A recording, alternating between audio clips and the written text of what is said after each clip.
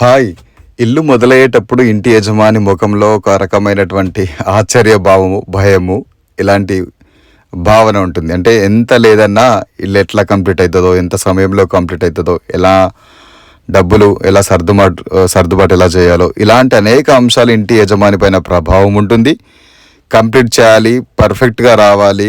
ఇంకా అందరూ technical departments అందరూ కూడా మంచిగా పనిచేయాలనే ఉద్దేశం కూడా తనకి సంపూర్ణంగా ఉంటుంది.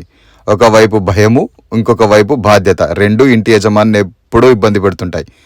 కానీ గృహలక్ష్మి మాత్రం ఇంటి యజమానులకు సపోర్ట్ ఉండే విషయంలో, ఇంటి యజమానులు ఇంటి పట్ల చేసేటువంటి తప్పులు లేదా పాజిటివ్ అంశాల పట్ల కూడా అన్నిటి పట్ల ఇంటి యజమానికి పూర్తి స్థాయిలో అవగాహన కల్పిస్తూ వారి యొక్క పని పూర్తయ్యేంత వరకు కూడా ఎగ్జిక్యూషన్ సూపర్వైజింగ్ మాట్లాడుకున్నటువంటి భవన నిర్మాణాలకు వారి యొక్క పని పూర్తయ్యేంత వరకు కూడా వారితో కలిసి ప్రతి పని పర్ఫెక్షన్ కోసం ట్రై చేస్తూనే ఉంటుంది. ఇలా చేస్తున్న కొద్ది కాలానికి ఇల్లు కంప్లీట్ అవుతుంది కదా, అప్పుడు కదా వాళ్ళ ముఖంలో కనిపిస్తుంది చాలా హ్యాపీనెస్.